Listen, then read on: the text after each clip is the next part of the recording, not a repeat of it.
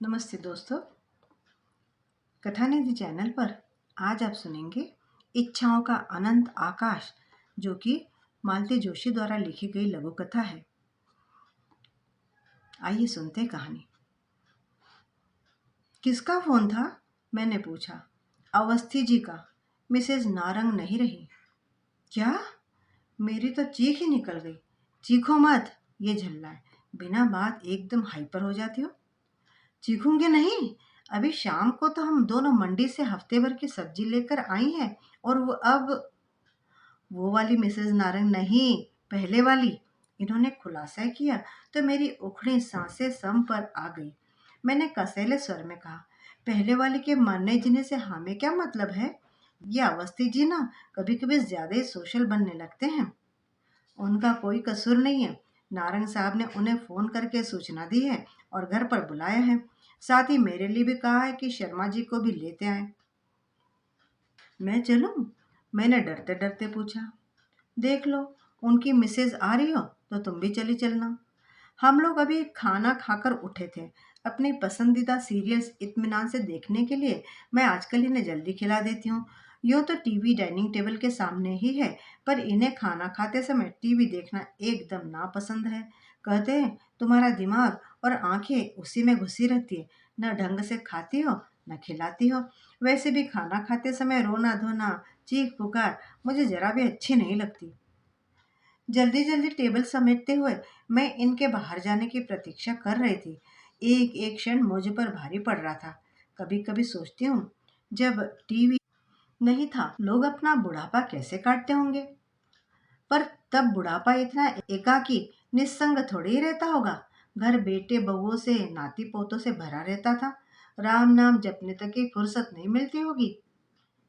मैं टीवी का button on करने जा ही रही थी कि फोन घनघनाया। फिर तो सारा मूड ही हवा हो गया। साड़ी बदल लूं? मैं पूछने को ही, पर फिर चुप लगा गई।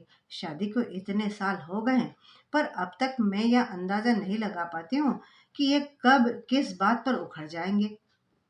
गेट पर ताला डालते हुए देखा। अवस्थी लोग बगल वाले के गेट पर खड़े हैं, शायद हमारी प्रतीक्षा कर रहे थे। ठीक तो है, ऐसे मौके पर अकेले जाने की हिम्मत नहीं पड़ती। कोई साथ होता है तो अच्छा लगता है। यही तो असमंजस और भी ज्यादा था। जिस औरत को कभी देखा नहीं, जाना नहीं, उसी के मातमपुर में जाना पड़ रहा था। गेट पार कर हम बरामदे में पहुंचे। डरते डरते बेल का बटन दबाया। नारंग साहब शायद इंतजार ही कर रहे थे। दरवाजा फौरन खुल गया और वे हमें भीतर लिवा ले गए। भीतर अजब नजारा था। तीन चार लोग बैठे थे, पर सन्नाटा पसरा हुआ था। नारंग साहब ने समय जाया नहीं किया। उस स्तब्धता को भंग करते हुए परिचय की औपचारिकताएं पूरी की। दो उनके साले थे, एक साड़ू भाई और एक बुजुर्ग से सज्जन मामा ससुर थे। फिर हम लोगों की ओर मुखातिब होते हुए बोले, ये लोग मेरे पड़ोसी ही नहीं, परम मित्र भी है। मैं चाहता हूँ आप अपनी बात इनके सामने ही कहें। मैं अपना जवाब भी इन लोगों के सामने ही देना चाहूंगा।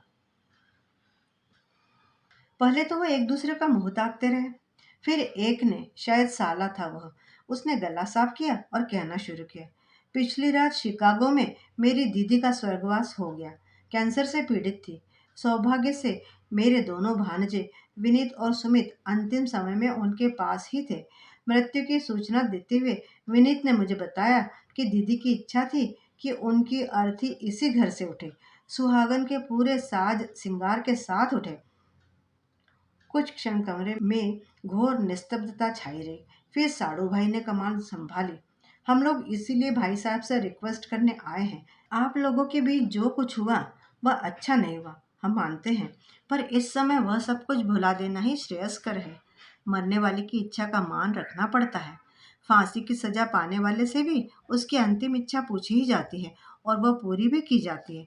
इसीलिए अगर दीदी की इच्छा थी कि उनकी अंतिम विदाई इस घर से हो, तो आप एक बात भूल रहे हैं जनाब।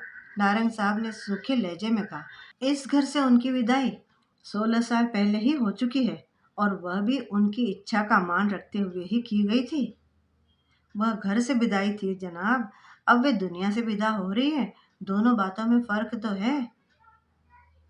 फिर बच्चे चाहते हैं कि माँ की अंतिम इच्छा जरूर पूरी हो, साले साहब बोले। यह बात बच्चे मुझसे भी तो कह सकते थे। इतने सालों के अंतराल के बाद उनकी हिम्मत नहीं पड़ रही थी। हिम्मत कैसे पड़ेगी? 16 सालों में एक बार भी तो फोन नहीं किया। मेरे ही पैसों पर पलते रहे, पढ़ते रहे, पर कभी अपना रिजल्ट बताने तक की जहमत नहीं उठाई। विदेश जाने से पहले मिलना जरूरी नहीं समझा। यहाँ तक कि उनकी शादी की खबर भी मुझे औरों से मिली। इसके बाद वे मुझसे बात करने की हिम्मत कैसे जुटा सकते थे? मुझे तो खुशी है कि इतने बेशर्म भी वे नहीं हैं। जीजा जी प्लीज अब ये सब भूल जाइए। यही ना, ये मेरे दोनों परम मित्र यहाँ बैठे हैं। मैं इन्हीं से पूछना चाहूँगा। ईमानदारी से आप अपनी राय दीजिएगा। जो औरत बरसों पहले लड़ झगड़ कर अपने बच्चे लेकर यहाँ से चली गई थी, उसे मरने के बाद, भले ही मरने के बाद, दोबारा इस घर में आने का है क्या अधिकार? नारंग साहब की आंखें हम लोग के ऊपर टिकी हुई थी। उन आंखों में प्रश्न तो था ही, पर एक आक्रोश भी था, आग भी थी, बेहद एकाकीपन भी था। पहली बार मुझे कमरे में मिसेस नारंग की अनुपस्थिति का भान हुआ। वैसे उनका इस समय यहाँ होना बेहद अप्रासंगिक भी था। मैं सोच रही थी, इस समय उन्होंने अपने आप को किस कमरे में बंद किया होगा? कानों पर हाथ दिए वे कहाँ छुपी बैठी होंगी? आप लोग कुछ तो बोलिए। लंबी प्रतीक्षा के बाद मिस्टर नारायण ने कहा। हम लोगों ने सिर उठाया। अवस्थी जी ने गला साफ किया और बोले, नारंग साहब, अगर आप इजाजत दें तो मैं इन लोगों से एक प्रश्न पूछना चाहूंगा। मिस्टर नारंग ने स्वीकारोक्ति में सिर हिला दिया। बोले कुछ नहीं। अवस्थी जी फिर आगंतुकों से मुखातिब होकर बोले, मैं एक बहुत ही कड़वी बात कहने जा रहा हूँ और इसके लिए मैं आपसे पहले ही माफ़ी भी मांग लेता हूँ। भगवान हमारे नारंग साहब को लंबी उम्र दे। पर मान लीजिए बात ठीक इसके उलट होती, हमारे मित्र को कुछ हो जाता, तो क्या आपकी दीदी अपने सुहाग के चिन्ह उतार देती, वैराग्य ले लेती? उनकी बात पूरी भी नहीं हो पाई थी कि मिस्टर नारंग उठकर भीतर चले गए। हम लोगों को तो जैसे सांप सूंघ गया। अवस्थी साहब, ये आप, इन्होंने कहना चाहा पर चुप हो गए। सॉरी यार, उनका मंतव्य समझकर अवस्थी जी बोले, दरअसल जो मैं कहना चाहता था शायद ठीक से कह नहीं सका। थोड़ी देर बाद नारंग साहब भीतर से नमूदार हुए। उनके हाथ में जरी वर्क वाला एक पर्स था। उसे साले को सौंपते हुए बोले, अभी अवस्थी जी ने सुहाग चिन्हों की बात की तो मुझे याद आ गया। मैडम जाते समय ये सारी चीजें मेरे मुंह पर मार कर चली गई थी।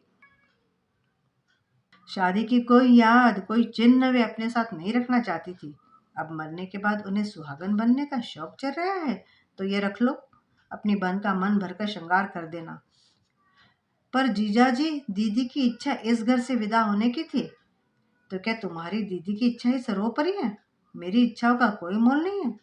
क्या मृत्यु उसे सारे आरोपों से बरी कर देगी? वे अनगिनत पल जो मैंने अकेले गुजारे हैं, उनका हिसाब कौन देगा?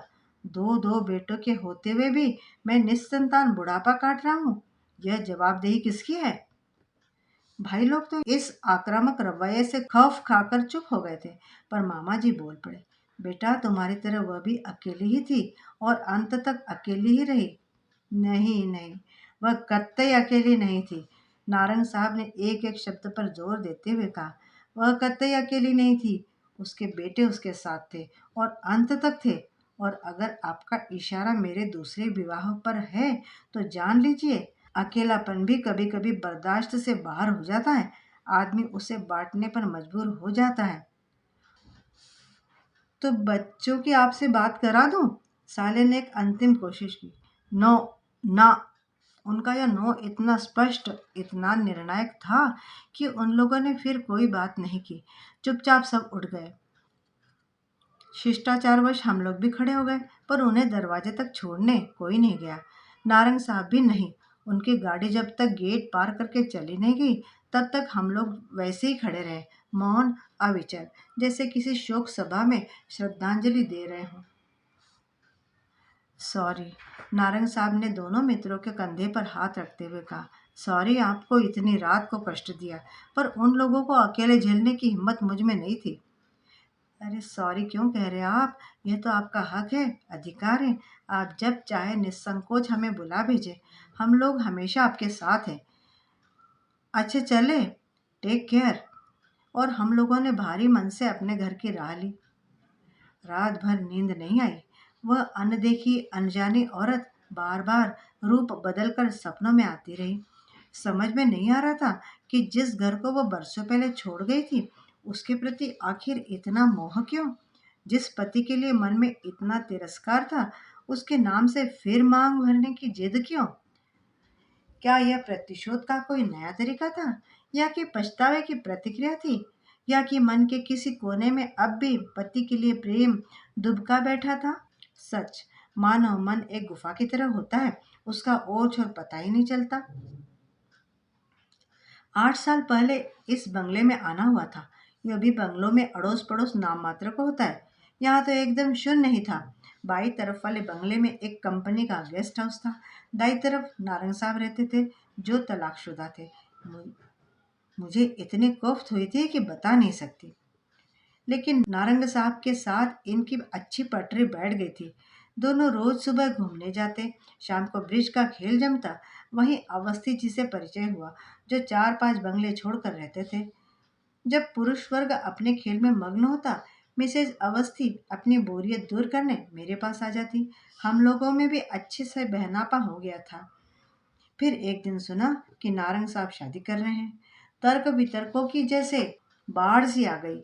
किसी ने कहा, इसी औरत के कारण पहले वाली छोड़कर चली गई होगी। लेकिन फिर 10 साल बर्बाद करने की क्या जरूरत थी? तलाक के बाद तुरंत ही शादी कर सकते थे। किसी ने कहा, दिवंगत मित्र की पत्नी है, उससे सहारा देने के लिए यह कदम उठाया है। किसी ने कहा, ऑफिस की सहकर्मी है। शादी के बाद एक छोटी सी पार्टी देकर नारंग साहब ने पत्नी को मित्रों रिश्तेदारों से विधिवत मिलवाया। तभी इन विवादों का, अफवाहों का दौर शांत हुआ। नई वाली मिसेज नारंग मुझे देखते ही भाग गई। हम लोगों की खूब अच्छी ट्यूनिंग हो गई। उनकी कहानी वही थी जो आधुनिक भारत की 40% कन्याओं की होती है। पिता की अकाल मृत्यु, कोमल कंधों पर घर परिवार का भार, भाई बहनों को एक एक कर निपटाते हुए अपने बारे में सोचने का समय ही ना मिला। जब सारी जिम्मेदारियों से फारिग हुई तो पता चला उम्र तो 45 को छू रही है। तब भाई बहनों ने पहल की, ब्यूरो में नाम लिखवाया, अखबारों में विज्ञापन दिया। जांच पड़ताल के बाद नारंग साहब का नाम फाइनल हुआ और वे मेरा पड़ोस गुलजार करने आ गई। यह सुख उन्हें जीवन में इतनी देर बाद मिला था कि अपनी इतने बरसों वाली पुरानी नौकरी उन्होंने एक झटके के साथ छोड़ दी। अपनी नई नवेली घर गृहस्थी में अब वे ऐसे रच बस गई हैं जैसे बरसों से बस यही करती आ रही हूँ। आधी रात के बाद कहीं मुश्किल से आंख लग पाई थी कि घंटी बजी।